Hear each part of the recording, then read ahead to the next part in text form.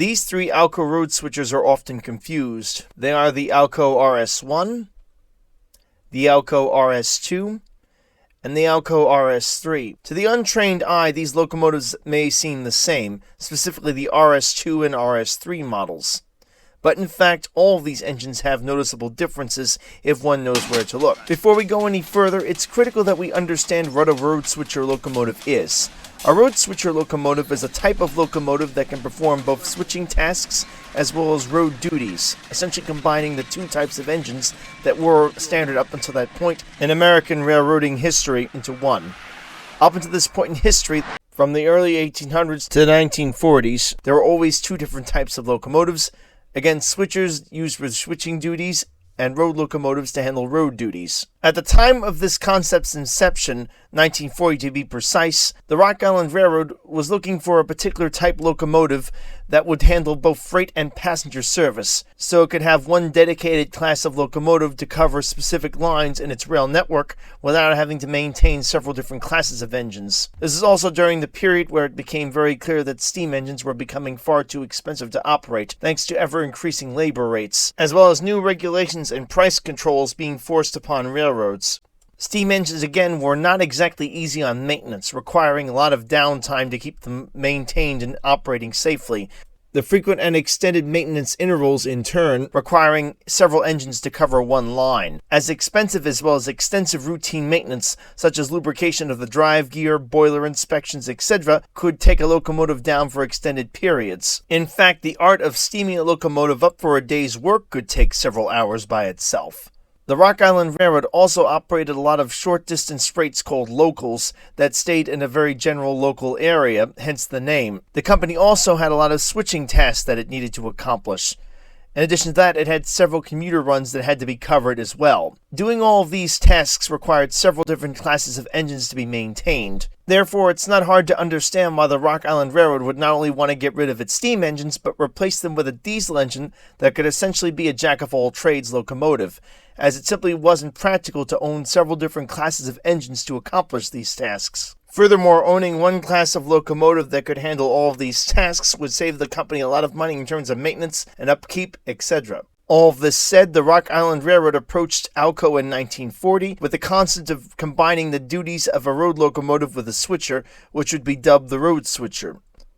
While Baldwin and EMD were options in terms of diesel locomotive producers at the time, however, various different issues and/or reasons kept the Rock Island from choosing EMD or Baldwin to produce its road switcher. Baldwin, for example, was having great difficulty with its diesel prime movers, and whose heart really wasn't in diesel production. In fact, as far as Baldwin was concerned, steam production was the future of technology in railroading, and diesel locomotives were merely a fad and nothing more. EMD, in sharp contrast to Baldwin, certainly believed the diesel was the future. It had built its whole company around this whole concept, after all. However, the issues with EMD had to do with lack of production capacity, as it was tied up with orders for its switchers, FT units, and E units. EMD also tended to approach the industries it was in very arrogantly, always assuming it knew what the customers wanted more than they actually did. Now, if this statement comes off as being a bit pompous to you, just remember what one of the executives of its parent company once said: "What's good for GM is good for the country." Alco was a bit hesitant to take on the task. In fact, up until more recent times, the company had been largely a quote-unquote steamhead. That is to say, much like its competitor Baldwin, Alco thought steam engines would remain dominant and diesel locomotives would go the way of the pet rock. However, in more recent times, with the success of its S-series switchers, which were competing against EMD switchers, which were again flying off the shelf, it began to realize that there was in fact a real market for diesel-propelled locomotives. Still, the task of building something that had never been built before was still daunting. That said, though, Alco was a customer service-oriented company and didn't mind going out on a limb for its customers. Due to limited time as well as a limited budget for this project, Alco would work with what it had. It would start with one of its S-series switchers, extend the frame long enough to have a small hood piece installed. This is where the company would install the steam generator for passenger/commuter service, which the Rock Island Railroad was requesting of this locomotive. The extra length of the frame solved another issue. It made the locomotive long enough to actually be placed upon on-road trucks. Specifically, 4-axle trucks were requested of this locomotive by the Rock Island. This would take care of the speed limitations with the S-Series, which topped out around 40 miles per hour. While more than acceptable for a switcher locomotive, this was highly impractical for a road locomotive. The prime mover for this particular locomotive would prove to be a challenge. You see, the S-Series switcher's frame was designed specifically to fit Alco's 539 prime mover. This was an issue as it was designed to sit between the frame rails, not above it as in previous models, to give better visibility. And now, since the same frame had been utilized for the rs-1, it would be very tricky to modify this particular prime mover to make more horsepower. And again, because of the time and budget, there was simply not enough time or budget to produce a new prime mover for this particular locomotive. Luckily for Alco, its 1,000 horsepower 539T variant of its 539 family of 6-cylinder diesel prime movers was available, having been introduced a few years earlier. While this still was considered somewhat weak for a road locomotive, it would definitely be capable of getting the locomotive up to the higher speeds that were being requested of it by the Rock Island Railroad, specifically for its commuter operations. With the previously mentioned trucks in place, all Alco had to do was re-gear this locomotive for passenger service, and it would be able to meet the speed specifications the Rock Island had requested. And just like that, Alco had built the world's first road switcher. Deliveries of these locomotives were to commence shortly thereafter. Unfortunately, by this point, World War II had begun, and the War Production Board drafted these locomotives, if you will, into military service, many of them going over to the Trans-Iranian Railroad and being modified with 6-axle trucks. This is to help the locomotive deal with the light rails on the Trans-Iranian Railway. Very few of these locomotives would ever actually return from overseas. It wouldn't be until after World War II had finally ended and Alco was able to restart production that this locomotive was finally able to prove its worth. While the total sales in this locomotive's nearly 20-year-long production run, more on that later, only totaled 469 units, this locomotive definitely would plant a seed that would quickly grow into a giant sequoia and become a new market that would eventually dominate all diesel locomotive production in the United States. The Alco rs-1 is essentially the grandfather of all of these locomotives. It was a revolutionary locomotive at the time, which combined the abilities of a switcher, allowing it to switch cars in a yard and or to run locals in tight clearance areas where a full-size road locomotive would have been highly impractical due to its size and lack of visibility and or wouldn't be able to fit at all. And while one would think switcher engines were simply a good jack of all trades, this was not the case. Switchers were limited to speeds as low as 30 miles per hour due to the fact that their smaller trucks were not designed for road use. Also, these locomotives lacked the horsepower to pull longer trains and or get the trains up to those speeds as well. In addition, these switcher locomotives lacked the then required steam generator to provide heating for passenger service trains. The Alco rs-1 had all of these lacking features of the switcher, but at the same time maintained the ability to switch cars as well as run locals, making it the perfect engine for the Rock Island situation and meeting all of its specifications, just as the Rock Island had requested of Alco. At first glance, the Alco rs-1 is definitely a rough and ready contraption, if you will, looking more like a kid's science project than a refined piece of equipment. But the concept here wasn't necessarily to make it look pretty. This is probably one of the reasons why EMD continued to ridicule this locomotive long after it went into production and long after it proved that there was a very clear market for this type of locomotive. It is essentially an S-Series switcher with an extended frame, looking exactly like that locomotive if you look carefully, including the almost steam locomotive-like cab with dramatic roof overhangs over the front and back of the cab itself. Speaking of steam locomotives, this locomotive was even set up to operate like one, with the cab toward the back of the unit and the long hood protruding out in front of it containing the prime mover and other equipment needed to propel the locomotive along, much like a conventional steam locomotive at the time. Indeed, the rs-1, 2, and 3 would maintain this profile, referred to as long hood forward. This would also be maintained into the rs-11 days, although by this point, Alco began to offer a short hood forward configuration. Perhaps the most notable difference between the S-Series switchers and the Alco rs-1 is the small nose piece that was added to the extended section of the frame. This would house the steam generator on so equipped locomotives. While this engine definitely looked rough around the edges and only sold 469 units, keep in mind at the time it was one of Alco's best-selling locomotives. It would definitely prove its worth, and also prove that there was a market for this type of locomotive to Alco, and its successor, the rs-2, would certainly correct all of the flaws this engine had, or at least attempt to do so. As World War II wound down, Alco began to get concerned. Its still most powerful prime mover that it had in its arsenal was the aging 539T, which had been developed before World War II. As astonishingly capable as this six-cylinder prime mover was for the time, being able to squeeze 1,000 horsepower from 6 cylinders thanks to four-cycle combustion and turbocharging, it was going to look blatantly outdated by the time the war came to a close. EMD already had a 567 series prime mover that could create 1,200 horsepower, and there were rumors that the company was going to push this even higher. And so Alco decided to rush a new prime mover into production called the 244.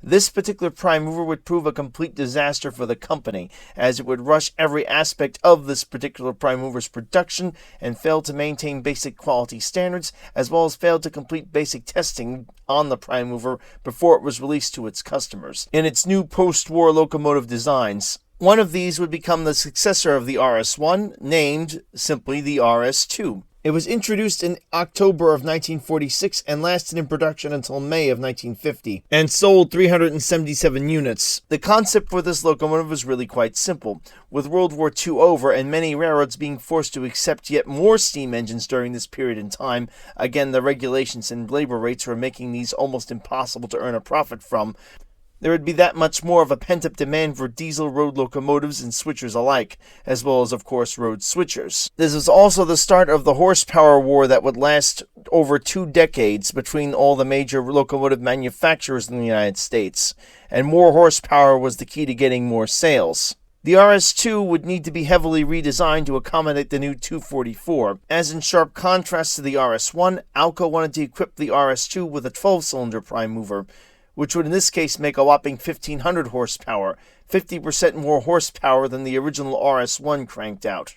The body of the rs-2 was heavily streamlined and/or massaged down, if you will, getting rid of all the rough and ready creases that the rs-1 had and turning them into smooth bends. Specifically, the cab area of the rs-1, which was taken directly from the S-series of switchers and still retained the sort of awkward-looking overhangs, specifically the cab roof, from the S-series of switchers, which give the rs-1 away as being a direct descendant and/or modification of the S-series of switchers. All of this on the rs-2 was carefully tucked in and made part of the body, and again made much more streamlined. The rs-2 also retains the car-like fuel filler cap under the cab. The streamlining/massaging continued on top of the hood, with the strange octagon-like shaped cooling fan duct that was on the rs-1 replaced with a simple circular design. Most rs-2s had an air-cooled turbocharger. This was indicated by the placement of a lengthwise smokestack on the top of the hood. Please note that the placement of a lengthwise smokestack does not guarantee the locomotive you're looking at is in fact an rs-2,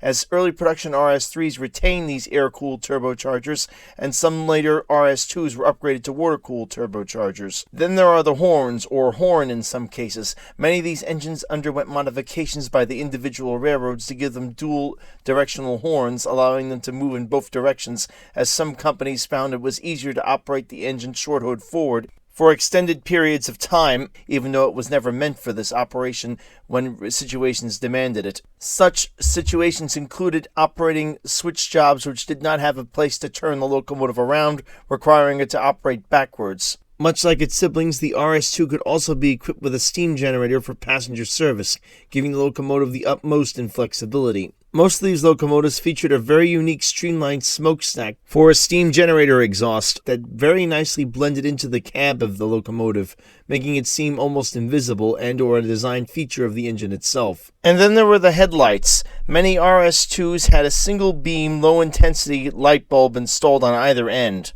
These would later be upgraded for safety and maintenance reasons by railroads to the dual-beam high-intensity lights. And again, many early production rs-3s retained these older light bulbs, so this is not a good spotting feature to identify one of these locomotives with. The remaining most notable changes to the rs-2 from the rs-1 have to do with the 244 prime mover. It was larger than the 539, and so major work had to be done to the frame to accommodate it. These particular modifications are not visible as they are covered by the full length of the hood. Later in the production run of the rs-2, an option for a 1600 horsepower 244 became available. The infamous 244 prime mover would spell the undoing for the company in the long run, although not many problems were caught with the 244s operating in the rs-2s, mainly because at this point in time Alco was not pushing them out quite rapidly as it would later on when the rs-3 entered production. Speaking of which, the Alco rs-3 was then introduced just after production finished on the rs-2 in 1950, and would continue in production until 1953. The Alco rs-3 would be Alco's best-selling diesel locomotive, selling a whopping 1,418 units. The rs-3 closely resembles its direct predecessor, the rs-2, making it very difficult to distinguish the two models apart. However, look closely and one can see some differences. Differences between the rs-2 and rs-3 are quite subtle, but still there. Most notable is the fuel filler, which has been moved from its location underneath the cab as in the rs-2, and to a more conventional location underneath the frame toward the center of the locomotive, as was and still is common on most diesel locomotives produced in the United States and in North America in general. The main reason for this is that the rs-2's smaller fuel tank was located under the cab. The need to increase the size of the fuel tank in order to give the locomotive greater range necessitated it to be relocated underneath the frame in the more conventional location. Also note the battery box has been moved to a location on the right of the short hood, which forms a step right by the walkway leading to the door of the locomotive cab. Most of the rest of this locomotive visually is the same as its direct predecessor, the rs-2. However, look carefully and you'll find more subtle differences that don't necessarily always stick out, that do differentiate this model from its predecessor. Again, much like its predecessor, the Alco rs-2, it could be equipped with either the single or dual beam headlights. The rs-3 also had several different options for horn configurations, including the most popular, a single pod that rose up on the front of the cab, which featured horns facing either direction. Another difference notable on the rs-3 compared to the rs-2 is the turbocharger. Thus, these stacks for the most part on the rs-3s were actually widthwise instead of lengthwise. However, this wasn't consistent either, as many early production rs-3s had the lengthwise smokestacks as they were air-cooled turbocharger equipped. Again, much like its predecessors, the rs-2 and rs-1, the rs-3 could also be equipped with a steam generator. While exactly like its predecessor, the rs-3 could be equipped with the streamlined smokestack for the steam generator that blended nicely into the cab. However, many companies chose different smokestacks. The New York Central comes to mind with an almost garbage can-like secondary smokestack mounted on top of the short hood. Internal mechanical differences also included a turbocharger, which was often a water-cooled one, meaning a widthwise smokestack. Although again, some early production rs-3s had lengthwise smokestacks as they used air-cooled turbochargers. GE at that time had come out with a water-cooled turbocharger, specifically its 510 and 710 series of turbochargers, and offered it to Alco to help improve the reputation of its infamous 244 prime mover. Unfortunately, the water-cooled turbocharger proved to be even worse than what Alco was producing in terms of its air-cooled turbocharger. Eventually, Alco would make its own series of 510 and 710 turbochargers available, which were water-cooled, to replace these turbos and proved to be far more reliable. Another complication in telling an rs-2 from an rs-3 is that some rs-2s were upgraded to rs-3 standards, and while they may retain some rs-2 spotting features, they are in fact classified as rs-3s based upon modifications made internally by Alco. This is due to Alco offering its customers unbeatable deals in upgrading an rs-2 that was already on the production line to an rs-3, allowing them to gain economies of scale by producing one model instead of two, and as an added bonus, giving the customers a very cheap upgrade to rs-3 standards. Specifically, a 100 horsepower update courtesy of the 244D to 1600 horsepower, giving the Alco rs-3 a 100 horsepower advantage against EMD's GP7, which at the time was dominating the North American road switcher market and would go on to sell 2,729 units. This also dramatically affected the total sales numbers for this locomotive, as many were upgraded to rs-3s while they were still on the production line. At the same time, the company was also offering, through a program, to take back any Alco rs-2 that had been delivered to a customer and upgraded to rs-3 standards for an extremely reasonable price. Again, blurring the line and muddying the field, if you will, in terms of which engine is which. While the Alco rs-3 can certainly be considered the most successful of Alco's first three road switchers, its high sales actually hurt the company in the long run, as issues with the 244 that had not previously been discovered because Alco was not looking for them were made very prevalent on this particular locomotive. This is one of the primary reasons why the Alco rs-1 stayed in production from 1941 all the way through to 1960, to give Alco customers an alternative to the infamously unreliable 244. 19 years was at the time, and still is now, the record for a North American built road switcher locomotive, although it only managed to sell 469 units in that time.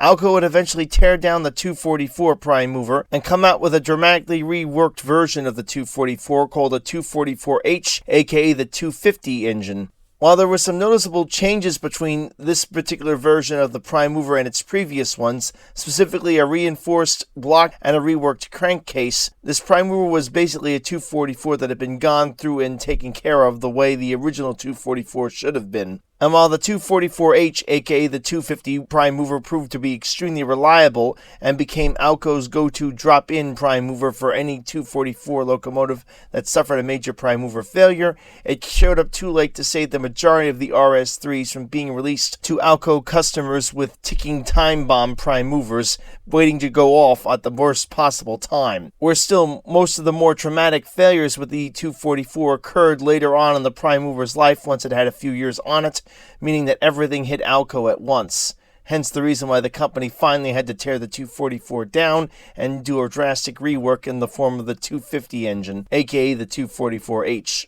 The final chapter in the evolution of these three locomotives took place after Alco went out of business for the most part, with several railroads needing to rebuild engines cheaply due to the ever-worsening economic situation of the 70s, as well as an ever more out-of-touch ICC, who continued to regulate the railroads as if they were still the dominating transportation system in the United States. This had long since passed.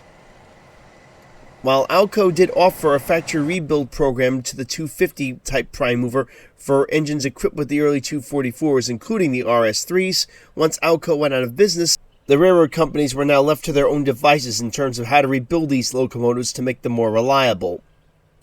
The most notable and well-known of the rebuild program, and also most common, took place in Baltimore at the Penn Central Railroad's DeWitt Works. Hence these locomotives, which were rebuilt rs-3s, were known as DeWitt Jeeps. These locomotives were Frankenstein together utilizing prime movers from disused E units, which the Penn Central no longer needed as Amtrak had taken over its passenger service and had actually rejected these units because of the condition they were in. The units were far too large, of course, to be utilized for switching duties. On the other hand, the Alco rs-3s were becoming ever more difficult to keep running, especially due to the Penn Central's deferred maintenance policies and the fact that Alco had stopped producing the 244 several years before and was now completely out of business. And needless to say, the now bankrupt Penn Central Railroad was in no financial position to purchase new or even used locomotives to replace these rs-3s. And so the decision was made to take two lemons and essentially make lemonade, harvesting the 567s from the E units, rebuilding them, and then placing them inside the rs-3s. The DeWitt program proved highly successful, with these units easily lasting into Conrail's years, Metro North, and other such railroads, and as we see above with the Maryland and Delaware units that we've been watching, many of these rebuilt locomotives continue to run to this day.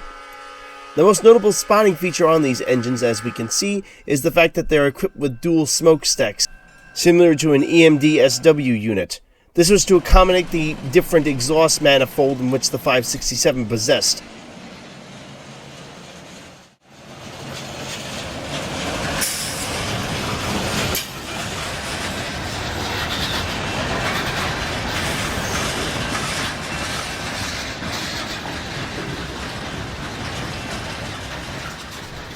Some railroads, on the other hand, would keep their Alco rs-3 rebuilds true to their Alco lineage, repowering them with Alco 251s, like this particular unit seen above with its low nose, which we also note has now been set up as the front of this locomotive. This particular locomotive is the graduate of a rebuilding program that was carried out by several different rebuild manufacturers, such as Morrison Knudsen, where the locomotive was basically, again, given a short nose and re-engined with a 251 prime mover and given several other upgrades, including an increase in horsepower to 1800. While this rebuild program could certainly be considered a success, it was not perfect. The 1800 horsepower, for example, was simply too much for the little rs-3 frame to handle, and these engines were known for spinning their wheels when put under heavy stress.